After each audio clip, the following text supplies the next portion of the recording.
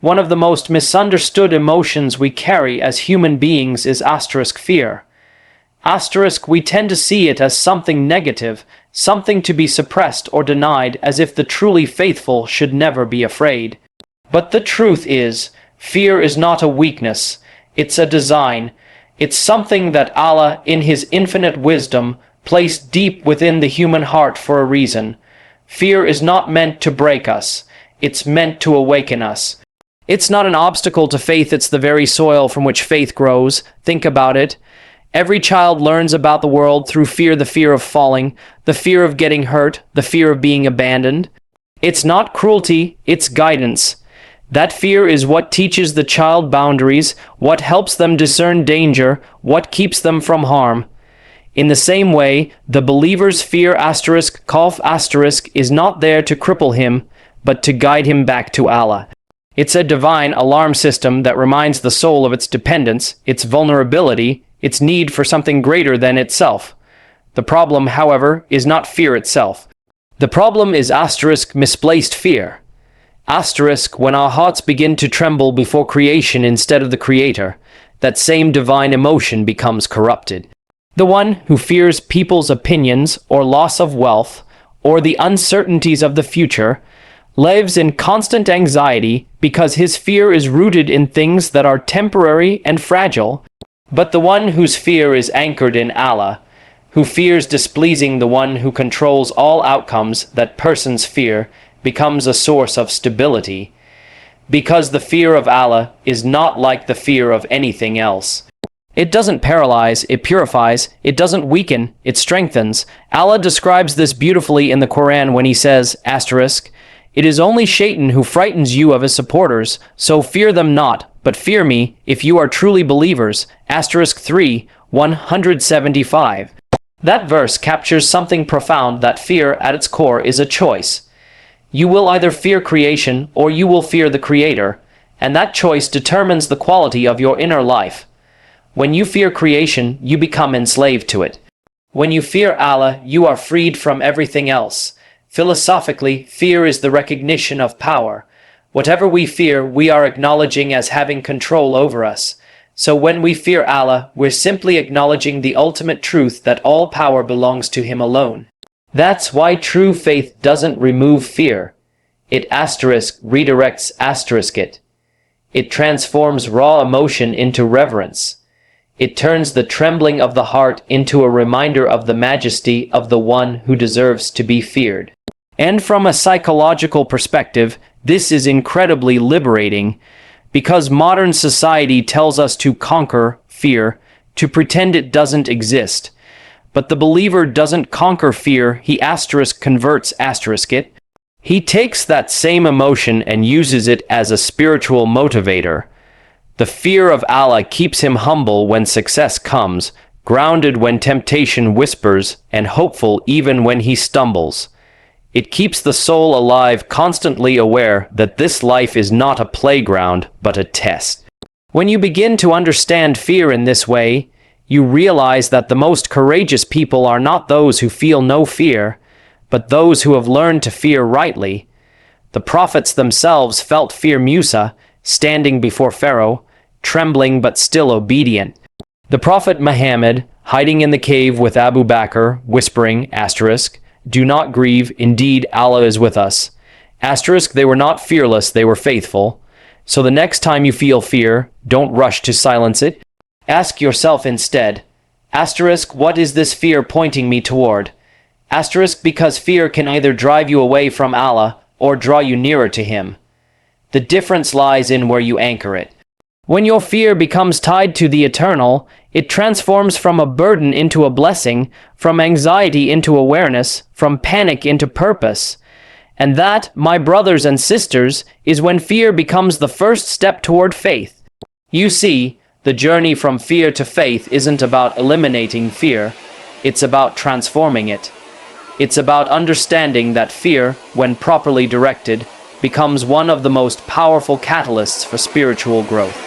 When a believer learns to surrender his fear to Allah, something remarkable happens. The heart begins to change its allegiance. Instead of being enslaved to what it cannot control, it begins to trust the one who controls everything. That's when fear becomes tawakkul true living faith. Tawakkul doesn't mean passivity, and it's not a naive optimism that everything will magically work out. It's an active, conscious trust that balances effort with surrender. You do what's within your capacity, and then you release what's beyond it. You plan, you struggle, you work hard, but in the quiet of your heart, you whisper, Ya Allah, I've done my part, now I leave the outcome to you.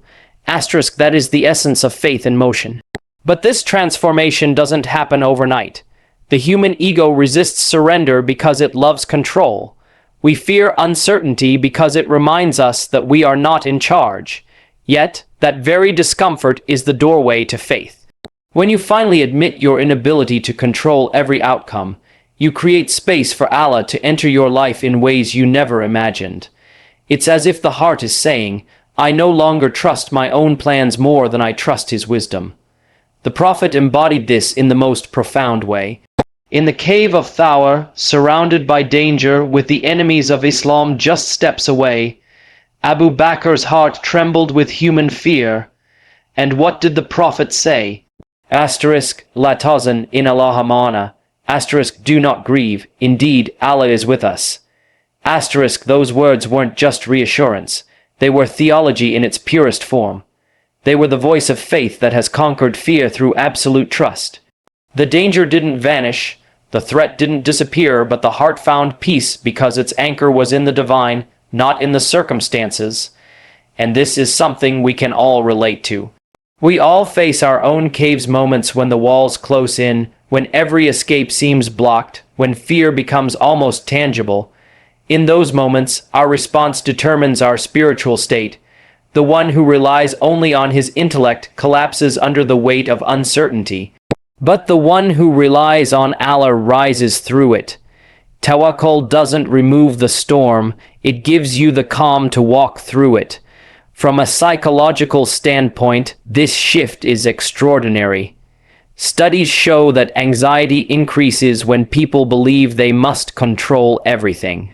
The moment we accept uncertainty, truly accept it, the mind begins to quiet down. Now imagine when that acceptance isn't just resignation, but trust in divine wisdom. The believer's peace is not born of ignorance, but of insight. He knows that his fear of tomorrow is useless when he worships the one who already knows it. And so, fear gradually transforms into serenity.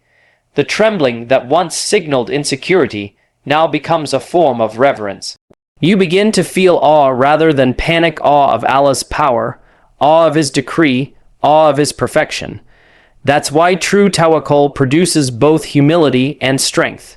Humility, because you recognize your dependence. Strength, because you know you're never alone in that dependence. And when you live this way, the small fears of life, fear of failure, rejection, loss start to fade. You stop living reactively and start living purposefully. You're no longer tossed around by every uncertainty because your heart has found something unshakable. So, when fear visits you don't suppress it, and don't let it rule you. Redirect it. Use it as a signal to turn toward Allah, not away from Him. That is the secret of transformation. When fear is surrendered, it becomes faith. When control is released, it becomes peace. And that's when a believer truly begins to live not driven by fear of the unknown, but carried by trust in the one who knows all. When we talk about transforming fear into faith, we're really talking about a profound shift in perspective, a movement from the instinct to control to the willingness to surrender. It's easy to say, trust Allah, but difficult to live it when you're standing face to face with uncertainty, when the ground beneath you feels unstable, when every instinct tells you to run or to hold on tighter. Yet it is precisely in those moments that faith is either born or broken. Faith doesn't grow in comfort, it's forged in the fire of fear. You see, Allah never asked us to be fearless. He asked us to trust Him despite our fears. The heart that trembles in the darkness but still whispers, Ya Allah, I trust you. that is the heart Allah honors. Because tawakkul, or reliance on Allah, isn't the absence of anxiety, it's the decision to place that anxiety in His hands.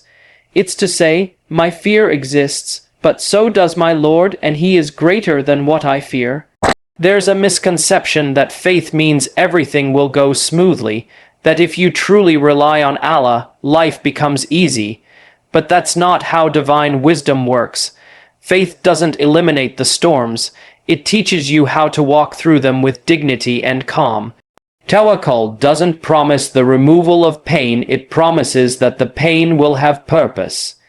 It's not a transaction, it's a transformation of the heart. The Prophet lived this reality. Imagine the scene in the cave of Thawr, hunted, surrounded, with death seemingly just outside. Abu Bakr, in his humanity, felt fear as any of us would. And what did the Prophet say? Do not grieve, indeed Allah is with us. It wasn't denial. It was a statement of pure, unshakable faith. The threat didn't disappear. The soldiers were still outside. But the heart of the Prophet was free because he had already surrendered the outcome to Allah. His calm wasn't in the situation. It was in his submission. That is the essence of transforming fear into faith, shifting your emotional center from circumstances to certainty in Allah. When the believer learns to say, I don't know what's going to happen, but I know who controls it, that's when fear begins to lose its power. It's not that fear vanishes, it simply changes form. It becomes reverence instead of panic, humility instead of despair. From a psychological perspective, this transformation is revolutionary. Modern psychology often tells us that peace comes from control, from managing, predicting, and securing outcomes. But Islam teaches the opposite. True peace comes from surrender. The more we try to dominate life, the more anxious we become. The more we release our need to control, the lighter the heart feels. That's why the person who practices tawakkul lives with a calm that defies logic, because his peace isn't attached to what happens, but to whom it happens under. And there's something deeply liberating about that. When you truly trust Allah, you begin to experience a quiet strength that no loss can shatter, no failure can define, no uncertainty can steal. You still plan, you still strive, you still make effort, but you no longer carry the unbearable burden of thinking you are the one holding the world together. You realize that your job is not to control destiny, but to trust the one who wrote it. That's why the believer who learns to hand over his fear to Allah becomes unshakable. His heart no longer trembles at the possibility of failure, because he knows that even failure can be divine guidance. He no longer fears loss, because he knows that whatever is taken is replaced with something better, maybe not in this world, but surely in the next. So when fear rises within you, don't fight it and don't flee from it. Face it and then lift it. Lift it to the one who understands it better than you do, because every time you turn fear into trust, you polish the mirror of your faith just a little more. And maybe that's the real secret. Faith isn't found in the absence of fear. It's found in the moment you decide that your fear will bow to your trust in Allah.